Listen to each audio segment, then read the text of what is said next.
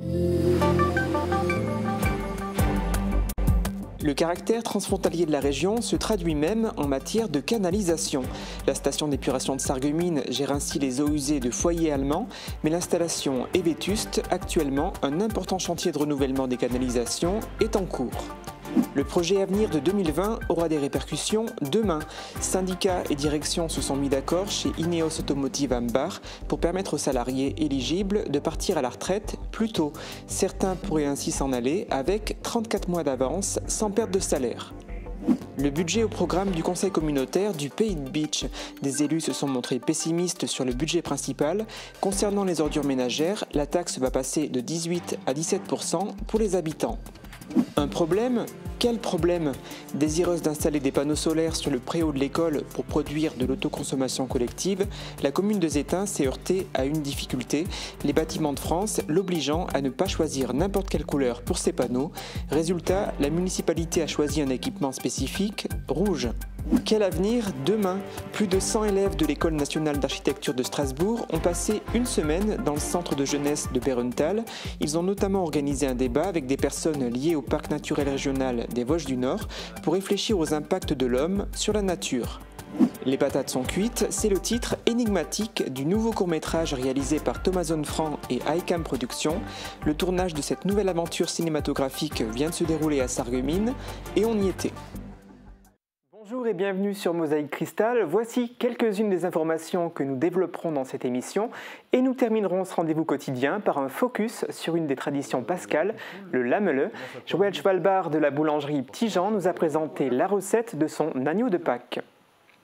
Saviez-vous qu'il existe un important système de canalisation entre Sarreguemines et les communes frontalières allemandes ? Ces conduites situées sous la Sarre commencent à prendre de l'âge.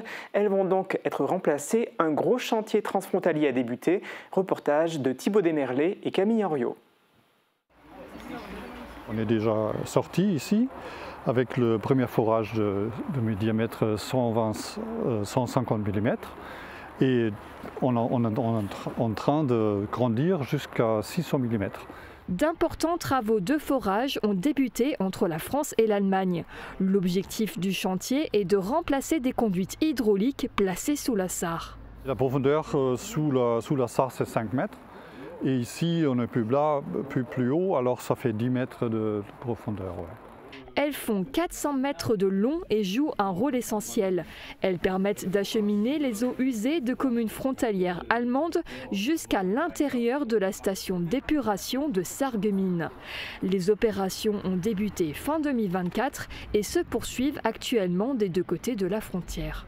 Il y a une première traversée du forage dirigé qui a été réalisée dans le plus petit diamètre. Donc après, il s'agit de forer sur des diamètres plus gros pour atteindre le diamètre final qui permettra d'envoyer le fourreau qui permettra après de recevoir le tuyau par lequel transiteront les eaux usées. Le chantier est capital. Les eaux usées d'environ 11 500 équivalents habitants allemands sont transportées jusque Sarreguemines. Et le système de canalisation a déjà 50 ans, d'où son remplacement. Les conduites ont 50 ans et il vaut mieux ne pas attendre de se retrouver face à un problème urgent et devoir agir dans des conditions qui sont compliquées parce qu'on est quand même sur un secteur qui est inondable avec des contraintes environnementales qui peuvent être très fortes. Le deuxième élément, c'est que ça permet en même temps d'ajuster le diamètre pour permettre d'avoir une vitesse des effluents suffisamment importante pour avoir un autocurage de la canalisation et éviter des désordres qu'on peut rencontrer parfois sur ce type de siphon, parce que finalement c'est un siphon, donc avec des dépôts qui vont entraîner des ralentissements de la vitesse de l'eau. Ces grosses opérations ne devraient pas avoir d'incidence sur la réception de l'eau potable, côté français comme côté allemand. Les communes ne s'en rendent pas compte, puisque l'ancienne conduite continue à fonctionner. On pose une nouvelle à côté. Et quand la nouvelle sera prête, les eaux usées passeront par cette nouvelle conduite sans que l'usager s'en rende compte. C'est la Entsorgungsverband Saar, gestionnaire de l'assainissement côté sarrois, qui est maître d'ouvrage. Coût d'investissement pour ces travaux d'ampleur, 3,3 millions d'euros, prise en charge majoritairement par la Entsorgungsverband Saar et à 13,80% par la casque. Le chantier devrait se terminer d'ici la fin de l'été 2025. Et malheureusement, ce chantier n'a pas été épargné par les incivilités. En se rendant sur place ce mercredi, les ouvriers ont eu la désagréable surprise de constater qu'une alaiseuse avait été vandalisée durant la nuit. Non seulement le réservoir de l'engin a été siphonné, mais en plus, la partie avant de la machine a été volée, rendant cet appareil inutilisable. À Ambach, 5 années ont passé, mais les engagements de 2020 pris dans le cadre du projet Avenir ne sont pas oubliés. Après négociation, 3 syndicats sur 4 ont validé avec Ineos Automotive Ambach, fin mars 2025, un accord spécifique de cessation d'activité anticipée. Il va permettre à des salariés de partir plus tôt à la retraite grâce à une somme provisionnée à l'époque par Daimler. Écoutez. Est-ce que vous vous rappelez de ce jour de juillet 2020 où le groupe Daimler a brusquement décidé de ne plus construire son SUV électrique à Ambach et annoncé son intention de vendre le site? Cette annonce choc avait suscité une vague de critiques et de mobilisation tous azimuts pour sauvegarder les emplois de l'historique usine Smartville. Pendant des jours, les représentants syndicaux ont négocié afin d'obtenir des garanties. Ils étaient les premiers à annoncer le rachat du site par Ineos et ils ont fait en sorte de garantir la sécurité économique des salariés avec la signature du projet Avenir. Dans ce document, Daimler s'engageait à provisionner une somme de 90 millions d'euros destinée à financer l'activité partielle, un éventuel plan de sauvegarde de l'emploi, voire des ruptures conventionnelles. Une partie de cet argent va aujourd'hui servir à des salariés d'Ineos Automotive qui vont pouvoir partir à la retraite plus tôt, sans perte de salaire, mais sans pouvoir pour autant toucher leur prime d'ancienneté. Fin mars, un accord a effectivement été signé par 3 syndicats sur 4 avec la direction d'Ineos Automotive. La CFDT, la CFTC et la CFE-CGC ont voté pour, la CGT a refusé cet accord. Concrètement, il va permettre aux salariés cadres de partir à la retraite entre 27 à 29 mois plus tôt que l'âge à partir duquel ils auraient normalement pu partir à la retraite à taux plein, et de 32 à 34 mois plus tôt pour les salariés non cadres d'Ineos Automotive concernés par cet accord. 2 mois supplémentaires ont également été rajoutés pour les travailleurs handicapés. Difficile aujourd'hui de savoir combien de personnes décideront de partir plus tôt à la retraite dans le cadre de ce dispositif.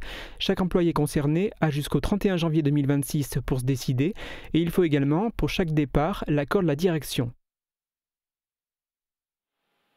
Et en complément de ces informations que nous avons reçues de sources syndicales, la direction d'Ineos Automotive Ambach nous a adressé hier un communiqué relatif à ce dispositif de cessation d'activité anticipée. Je vous propose de l'écouter. Dans le cadre du projet Avenir, signé en novembre 2020 lors de la cession du site, Ineos Automotive Ambach a mis en place un dispositif de cessation anticipée d'activité, CAA. La CAA permet aux salariés avec une carrière longue et pour la plupart une ancienneté importante au sein de l'entreprise de partir plus tôt à la retraite. Ce dispositif repose sur 2 principes essentiels, le volontariat et l'éligibilité du salarié à la CAA. La direction se félicite que cet accord ait été signé par 3 organisations syndicales, CFDT, CFTC et CFE-CGC, dans le cadre d'un dialogue social permanent et constructif. Après cette page économique, intéressons-nous maintenant à la politique. Alors Marie-Morgane, tu as assisté au dernier conseil communautaire du Pays de Bitche. Alors quel était le programme? Alors principalement des points liés au budget primitif de 2025. Évidemment, on est en plein dedans. Les dépenses sont vues à la baisse. Un budget d'investissement de 15 200 000 € est prévu pour 2025. En 2024, la CCPB affichait un excédent de 3 400 000 €, moitié moins qu'en 2023. L'objectif affiché est de mener des efforts d'économie pour générer un excédent plus important l'an prochain. Des élus ont eu un discours assez pessimiste. David Suc, le président de la CCPB, lui, se veut rassurant. Le budget, il est une situation compliquée. Très compliqué. Très, très compliqué. Très Je pense qu'après, on a tourné autour de tout ça. Et les situations avant, c'était plutôt l'inverse. On disait qu'on allait amender les budgets annexes parce qu'il y avait des difficultés. C'est pour ça qu'on a augmenté les taux. Aujourd'hui, c'est les budgets annexes qui sont des taux affectés qu'on fait, qu'on transfère pour équilibrer le budget. C'est là où il y a vraiment le problème. On me l'a dit par des personnes qui ont travaillé sur ce budget.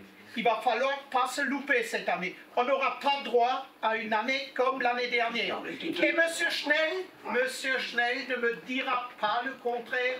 On a eu une année très très compliquée. Au niveau fonctionnement, aucune marge de manœuvre, zéro.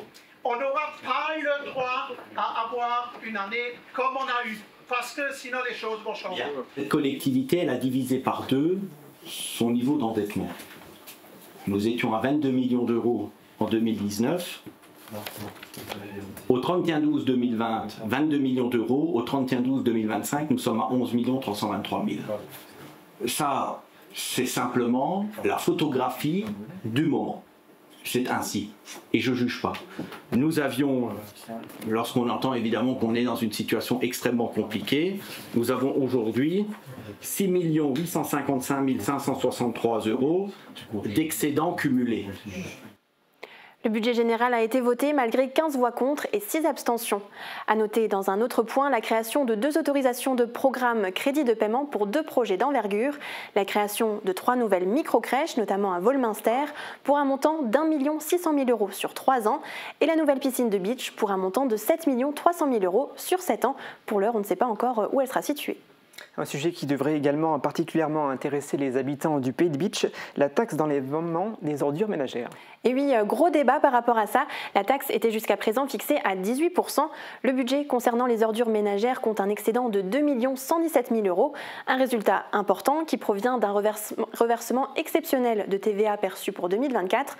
Plusieurs élus ont alors fait part de leur souhait de baisser cette taxe de 2 points pour en faire profiter les administrés. Voici un extrait des discussions. Je pense qu'il serait bienvenu pour aider les ménages, peu importe, c'est à l'instant T, les aider, demain on passe à autre chose, mais ils auront bénéficié d'un retour sur une durée qui sera une durée de 6 mois, 8 mois, 10 mois. Je pense qu'aujourd'hui les gens, ils en ont besoin. Aujourd'hui, on a des investissements à faire sur les déchetteries. On a des aménagements à prévoir sur les déchetteries, qui ont été notamment abordés dans le cadre du DOB qui a été présenté en conférence des maires. Et aujourd'hui, cette mise aux normes des déchetteries, plus les filières à mettre en œuvre pour sortir le maximum de tonnage des tout venants, nécessite forcément aussi des engagements de frais qui sont effectivement aujourd'hui qui sont dans le budget et qui seront nécessaires. En 2018, on avait 810 000 € de déficit, on a repris quand il y a la dissolution du syndicat, on a pris et on a dû malheureusement augmenter de 16 à 18%. C'est pour ça que maintenant, parce que la situation financière est meilleure, que je considère qu'on peut revenir un peu en arrière. Moi je te propose ce soir qu'on baisse de 1%. Comme ça on ne fait pas les yo-yo chaque année remonter. Non, 1 suffit. Ça suffit, 1%, ça suffit au lieu de faire le yo-yo chaque année, remonter, descendre, dans 6 mois on va augmenter. Non. Vous êtes obligé d'enlever 600 000 € de recettes exceptionnelles que vous n'allez pas retrouver, ce qui n'enlève pas le calcul que vous avez fait et le total que vous avez exposé. Mais juste attention, petite prudence, il y a là-dedans, dans les résultats, deux recettes exceptionnelles que vous ne retrouverez pas sur les années à venir. Et donc, après avoir entendu les uns et les autres, moi je vous propose de diminuer d'1% la taxe d'enlèvement des ordures ménagères pour l'année à venir. 2 élus ont voté contre la baisse d'1% de la taxe d'enlèvement des ordures ménagères. Il s'agit de 2 vice-présidents, Serge Sebler et Jean-Marc Wagner. Je crois qu'une autre redevance était à l'ordre du jour, celle de l'assainissement. Oui, alors pour celle-ci, pas de changement. La part fixe reste à 40 € hors taxe par logement ou établissement et la part variable à 2 € hors taxe par mètre cube consommé. Concernant les autres points, ils concernaient essentiellement des subventions pour différentes associations du Pays de Bitche. Merci Marie-Morgane pour ta synthèse. Et je vous propose maintenant de nous rendre à Zétain qui se lance dans l'autoconsommation collective. Alors la commune vient d'installer des panneaux solaires sur le préau de son école, une installation qui pourrait paraître banale, mais vous allez le voir, ces panneaux ont une particularité, ils sont rouges, une obligation pour pouvoir bénéficier de l'accord de l'architecte des bâtiments de France. Plus d'informations avec Marie-Morgane Pires. Installer des panneaux solaires dans le périmètre ABF, soit Architecte Bâtiments de France, c'est possible. La municipalité de Zétain veut s'inscrire dans une démarche de développement durable et a demandé un audit pour trouver l'endroit le plus adapté pour cette installation. Le préau de l'école, sur les hauteurs du village, est le mieux exposé. Cependant, il est proche de l'église Saint-Marcel, classée monument historique et donc soumis à des règles. ce qui nous apparaissait au début comme une première problématique. Et bien, lorsqu'on a pris contact avec l'architecte des bâtiments de France et ses services, on a eu une réponse plutôt positive en nous expliquant que des solutions existaient. Ils ne sont pas du tout fermés à mettre des panneaux solaires, simplement il faut que ça s'aménage avec le paysage. Et c'est ainsi que la société Home Energy a pu nous proposer des solutions qui ont été acceptées lors de la demande auprès des ABF. Et cette solution, c'est la couleur rouge de ces panneaux, rappelant celle des tuiles. Construits en Alsace, ils sont de plus en plus présents autour des bâtiments classés. Ils ont été conçus avec les architectes bâtiments de France et ils ont un aspect un petit peu rouge et ils ont un verre anti-reflet aussi.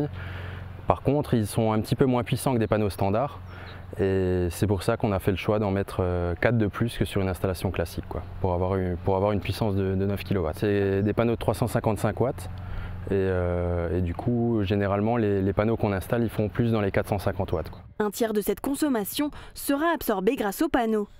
L'investissement pour ces travaux est de 22 050 €. La commune a bénéficié d'une subvention de plus de 10 000 € de la région Grand Est et elle estime son économie d'énergie à 1 400 € par an. Elle aussi veut profiter de l'énergie solaire. La municipalité d'Obergelbach souhaite installer des panneaux solaires sur ses bâtiments communaux. Il s'agit d'un des nombreux projets qu'elle entend mener avec l'installation aussi d'un city-stade ou encore la mise en bouteille de l'eau du village. Le maire de la commune s'est exprimé au micro de Tristan Ricli. Une étude est en cours avec Matec, qui va avoir lieu là prochainement, qui va nous permettre de définir exactement le besoin, la quantité, les emplacements de nos besoins en énergie. Voilà. Ça va être la salle socioculturelle, la mairie. On va voir si l'éclairage est inclus avec une batterie. C'est trop tôt pour le dire. Peut-être le pompage de l'eau aussi. Donc c'est l'étude qui va définir tout ça. On va voir un peu les subventions qu'il est possible d'avoir aussi. Ils ont prévu une augmentation du coût de l'énergie de l'électricité l'année prochaine. L'objectif, dans les années à venir, l'objectif, ça va être de réduire l'impact, le coût des énergies pour la commune et d'améliorer l'impact écologique. A noter que ces derniers temps, la commune d'Obergelbach a multiplié les projets grâce au soutien de l'État, comme la rénovation énergétique de la salle polyvalente, celle de la sacristie ou encore l'installation d'un paratonnerre sur le toit de l'église. Des aménagements que le sous-préfet Wassim Kamel n'a pas manqué de constater lors de sa visite. Une centaine d'étudiants en architecture de Strasbourg a effectué un séjour dans le Pays de Bitche. Ils ont réalisé plusieurs exercices et ont participé à un débat autour du parc naturel régional des Vosges du Nord. Emilia Zell était présente. 120 élèves de l'École nationale d'architecture de Strasbourg pour un projet à Bérenthal. Accompagnés d'une dizaine de professeurs, les élèves ont passé une semaine au centre de jeunesse. Et donc chaque année, on emmène donc les licences 1 de l'École nationale d'architecture de Strasbourg s'interroger sur le territoire et comprendre comment les humains s'installent et modifient en fait leur milieu. Évidemment, occupent l'espace, l'anthropisent. Lors de leur séjour, ils ont notamment organisé un débat avec des personnes liées au parc naturel régional des Vosges du Nord. Alors pour nous, c'est important d'être à l'écoute de ce que les jeunes générations espèrent pour l'avenir, parce que si on n'imagine pas les choses pour 2045 avec les générations qui ont aujourd'hui 19-20 ans, eh ben on se prive aussi de peut-être d'autres hypothèses de travail et c'est important de savoir comment réfléchissent ces jeunes générations parce que c'est peut-être très différent de ce qu'on a pu voir par le passé et c'est vraiment important de rester connecté. Ouais. Est-ce que dans le futur, vous prévoyez de modifier encore les biotopes, modifier les cours d'eau pour créer de nouveaux canaux qui pourraient... Les élèves avaient préparé plusieurs questions pour les intervenants. Pour moi, ce soir, l'objectif principal, c'était surtout au niveau un peu de l'écologie et de la préservation des espèces, parce que c'est beaucoup ce qu'on a vu. Donc nos questions étaient surtout ciblées sur ce domaine, donc la préservation, la réhabilitation et de voir comment les acteurs locaux ainsi que le tourisme et tout ça jouent sur l'environnement extérieur. Qui nous explique comment répondre aux problématiques, les nouvelles problématiques de notre société. Donc, par exemple le surtourisme ou l'écologie et des nouveaux défis auxquels il doit faire face actuellement. Ce séjour intervient dans un enseignement croisant l'architecture, la géographie et les arts plastiques. C'est un nouveau court-métrage à rajouter dans la filmographie d'ICAM Productions. Le réalisateur Thomas Zonfranc et son équipe viennent de tourner Les patates sont cuites, un projet destiné à concourir dans plusieurs festivals. Alors nous allons plonger au cœur du tournage dans le premier décor qui a été entièrement construit. Un reportage de Thibaut Desmerlet. Ok, donc on y va dans 3, 2, 1, action! Si on demandait à Thomas, il n'a rien dit depuis le début. Il reste que lui. Silence plateau, ça tourne. Thomas Zonfranc et son équipe étaient en plein tournage du nouveau court-métrage Les patates sont cuites. Le premier lieu a nécessité plusieurs jours de préparation entre la construction de la pièce, le décor et la mise en place préalable de la lumière. Pendant toute une journée, la majorité des plans du court-métrage ont été tournés ici. Le scénario est issu de l'expérience personnelle du réalisateur. Thomas Zonfranc l'a coécrit avec Camille Arendt. La vraie histoire derrière tout ça, c'est un questionnement sur les choix. C'est-à-dire que dans la vie, on se retrouve à devoir faire des choix pour tout et n'importe quoi.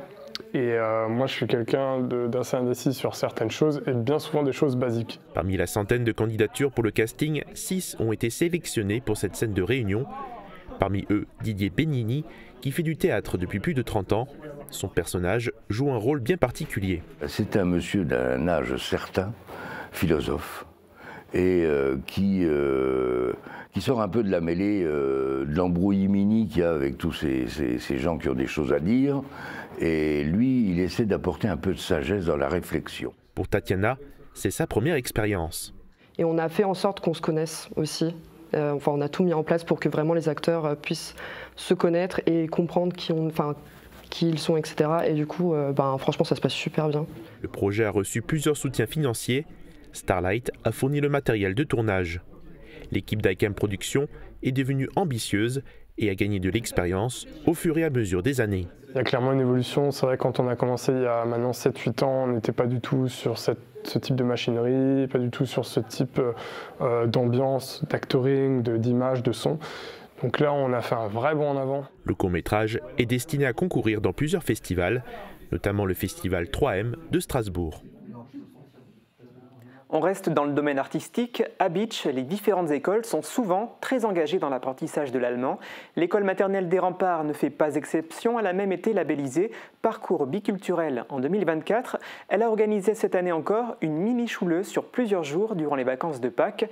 Les enfants ont présenté leurs travaux à leurs parents. Hier, Emilia Zell en a profité. Apprendre l'allemand en s'amusant, c'est ce qu'ont fait quelques écoliers de Bitche cette semaine. Les assistants en langue allemande ont encadré plusieurs enfants de l'école maternelle des Remparts de Bitche pour participer à une sorte de mini-centre aéré, mais dans les murs de leur école. La mini-choule est une activité qui est proposée par le département et la mairie de Bitche. C'est pour 15 élèves pendant les vacances scolaires. On a pris la moyenne section, grande section et les CP. Ils ont fait de nombreuses activités ludiques en allemand. Pendant ces 3 jours, on a fait des chants, des bricolages, du modelage d'animaux, on a construit une forêt, on a fait divers chants et danses aussi avec les petits-enfants sur le thème de la nature et des animaux sauvages. Donc, Natur und die Wildtiere. Hier avait lieu la restitution de leurs travaux devant leurs parents.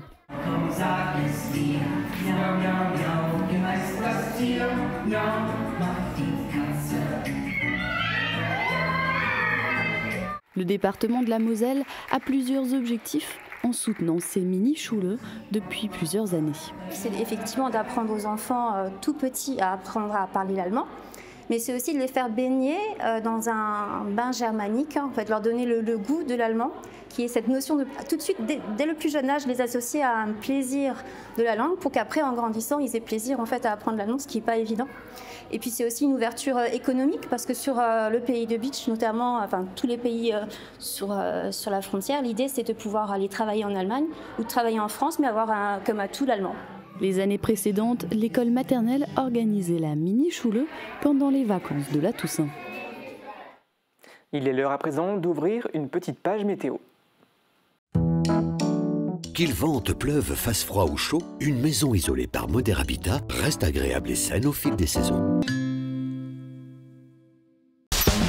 Radio Studio 1, 105.8, la radio qui pulse entre Beach et Sarreguemines.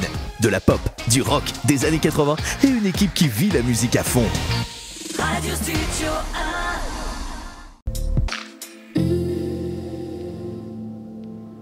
Bonjour tout le monde, pour demain on retrouvera un ciel couvert avec même quelques averses en matinée, mais au fil de la journée le ciel va progressivement s'éclaircir.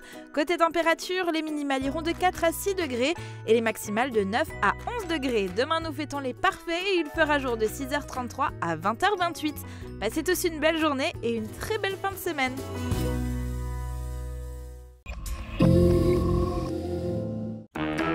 Plus 1 euro? Mais sérieux? Ah oui, c'est du sérieux. Le menu bon et pas cher Evolu. Pour 1 euro de plus, remplacez votre 4e produit par un plus copieux. Ben alors, qu'est-ce que vous attendez? Venez en profiter au nouveau restaurant Burger King de Rohrbach-les-Beach. Burger King. Redécouvrez votre Intermarché de la Citadelle à Beach. Et pour l'occasion, c'est Pâques à tous les rayons. Retrouvez une grande sélection de délicieux chocolats, mais également notre boucherie avec un large choix de viande d'origine France, sans oublier notre rayon poissonnerie. Intermarché, tous unis contre la vie chère. À Pâques, les traditions sont nombreuses, parmi elles le lamele, une spécialité incontournable dans l'Est de la France. Cette ancienne pâtisserie peut se préparer de plusieurs manières. Joël Schwalbach, artisan boulanger, nous met sur la voie et nous présente quelques astuces pour réussir cet agneau de Pâques. Emilia Zell l'a rencontré.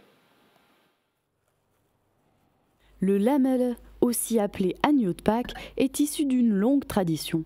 La pâtisserie originaire d'Alsace est née au XVIe siècle. Elle était mangée par les chrétiens le matin de Pâques. La boulangerie Petit Jean de Rohrbach nous a permis de suivre leur confection. Avant de commencer la recette, il faut choisir son moule, le beurrer et le fariner. Alors oui, le type de moule qu'on utilise va changer sur la conservation du mouton, sur sa forme aussi. Ils sont quand même plus jolis en terre cuite et sur le moelleux que la cuisson va lui apporter. Ensuite, il faut mélanger les œufs et le sucre et chauffer le mélange au bain-marie. Alors on chauffe le sucre et les œufs pour qu'après, quand on les fouette, ils moussent, ils montent. Ils s'incorporent beaucoup mieux en air. C'est ce qui va donner la légèreté à notre biscuit. Dans la boulangerie Petit Jean, les lamelles sont fabriqués uniquement durant les 2 semaines qui précèdent Pâques. Environ 500 agneaux sont vendus chaque année. Alors oui, l'agneau de Pâques, c'est vraiment un incontournable. Ça reste quand même un produit qui a un coût peu élevé. On a quand même un beau produit pour environ 6-7 €. On peut avoir un agneau de Pâques qui a une taille quand même assez généreuse par rapport à maintenant le chocolat où vraiment les prix ont fortement grimpé. Une fois le mélange à température ambiante, il faut ajouter la farine, la poudre d'amande, la levure chimique et la touche personnelle de notre artisan, le zeste de citron vert et la vanille. Enfin, ajoutez le beurre fondu. Ouais, donc à ce stade-là, je vais me servir d'une poche à douille. Ça, pareil, c'est pas forcément nécessaire. On pourrait venir avec une corne, le mettre directement dedans. Le gros avantage de la poche à douille, c'est que je vais pouvoir bien aller au fond du moule, au niveau de la tête, pour bien remplir les trous. Après une cuisson à 150 degrés pendant environ 40 minutes, place au démoulage, puis à la décoration de l'agneau. Il ne reste alors plus qu'à le déguster.